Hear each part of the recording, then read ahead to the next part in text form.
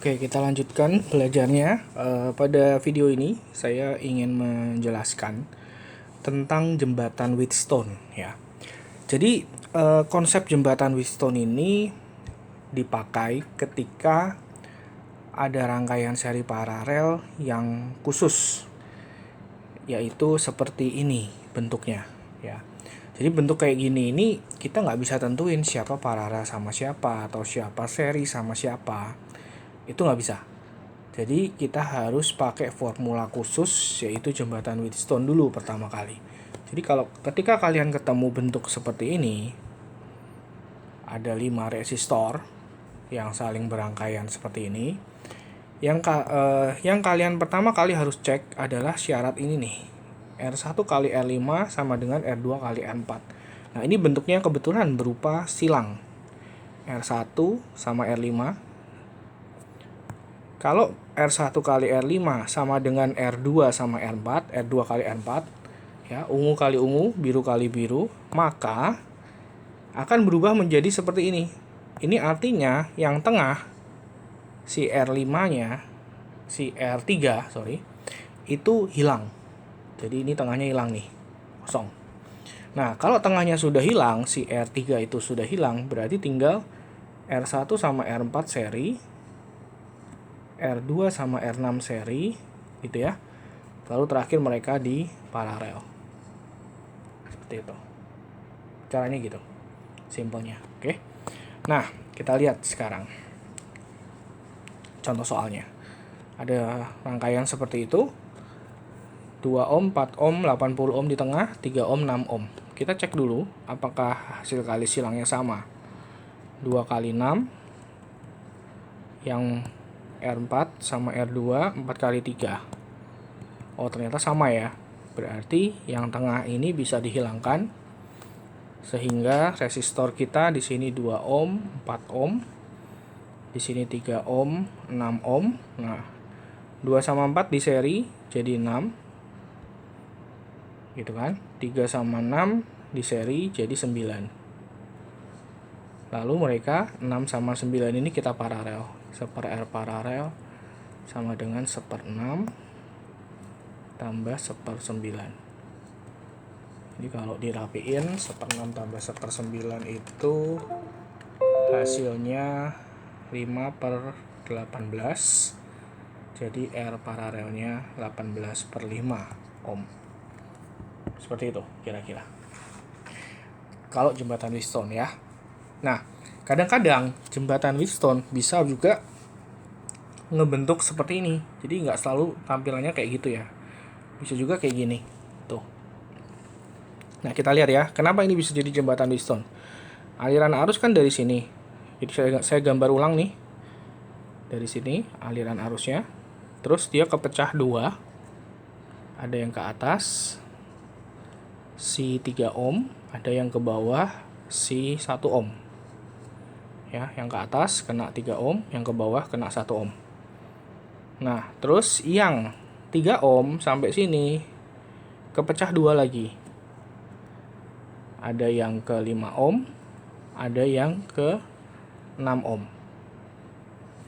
Lalu yang 5 ohmnya gabung sama yang 1 ohm. Nah, ini gabung di sini. Lalu mereka keluar jadi 2 ohm. Nah, bentuknya jadi kayak gini. Jadi jembatan Wheatstone kan, gitu. Jadi ini bentuk lain dari jembatan Wheatstone. Kadang-kadang gambarnya seperti ini, kadang gambarnya seperti ini. Tergantung nanti di soal keluarnya seperti apa gambarnya, ya. Nah, ini 6, ini 2. Oke. Nah, kita cek caranya sama ya. Kita cek 3 kali 2. Ternyata hasilnya sama seperti yang 6 kali 1. Sama dengan 6 kali 1. Maka yang 5 di tengah ini kita buang. Nah, ngitungnya 3 sama 6 jadi 9 ohm. 2 kali 1, 2 sama 1 jadi 3 ohm. Jadi kita paralel terakhir, 1/R paralel sama dengan 1/9 tambah 1/3. 1/R paralel sama dengan 1/9 tambah 1/3 itu 4/9. Jadi R-nya 9/4 ohm. Seperti itu. Ya, cara kerjanya jembatan Wheatstone harus kita cek dulu apakah kali silangnya sama. Nah, jadi kalau misalnya kali silangnya itu tidak sama, ketika kamu kaliin hasilnya nggak sama, maka kita pakai konsep perubahan delta star. Ya, nah perubahan delta star jadi kalau hasil kalinya nggak sama. Jadi misalnya ini 8 kali 16, 5 kali 4. Nah ini kan hasilnya ternyata nggak sama ya, tidak sama. Nah maka nggak bisa, jadi tengahnya nggak hilang tuh, tengahnya tidak hilang. Nah tapi kalau tidak hilang maka bentuk delta harus kita ganti jadi star. Delta itu apa sih? Delta itu bentuk segitiga. Nah ini namanya delta segitiga ini. Dia akan kita ubah menjadi bentuk star. Starnya ini kayak huruf Y. Itu kita sebutnya bentuk star. Nah, caranya kita lihatnya begini. Jadi bentuk starnya itu seakan-akan di sini ya. Nih. Nah, mengganti mereka bertiga dengan nama RA, RB, RC. Mengganti si R1, R2, R3. Nah, penggantiannya rumusnya ini rumusnya. Jadi RA itu kan RA itu dijepit oleh R1 sama R2. Itu kita kaliin di atas R1 kali R2. Penyebutnya di bawah itu penjumlahan R1, R2, R3. Jadi cara pahaminya seperti itu. Yang di atas adalah perkalian resistor yang menjepit, yang di bawah adalah penjumlahan semuanya, mereka bertiga. Demikian juga berarti kalau RB yang di sini dijepit oleh R1 sama R1 sama R3. Jadi R1 kali R3, bawahnya R1 tambah R2 tambah R3. RC ini dijepit oleh R2 sama R3, jadi di atas R2 kali R3, bawahnya R1 tambah R2 tambah R3 ya. Kita lihat aplikasinya ke hitungannya. Pakai rumusnya. Nah, misalnya RA berarti R1 kali R3, R1 kali R2. 8 kali 4 ya, dibagi 8 tambah 4 tambah 12. 8 kali 4 itu 32, dibagi 8 tambah 4 tambah 12, 24. 32 bagi 24, 4/3 ohm. Sementara yang RB 8 kali 12 juga, 8 kali 12 di atas, di bawahnya 24 gitu ya. Coret-coret jadinya 4 ohm. Lalu RC R2 kali R3, 4 kali 12, bawahnya 24, 2 ohm. Nah, jadi ketika berubah nih, di sini RA-nya itu 4/3 ohm, RB-nya 4 ohm, RC-nya 2 ohm. Gitu.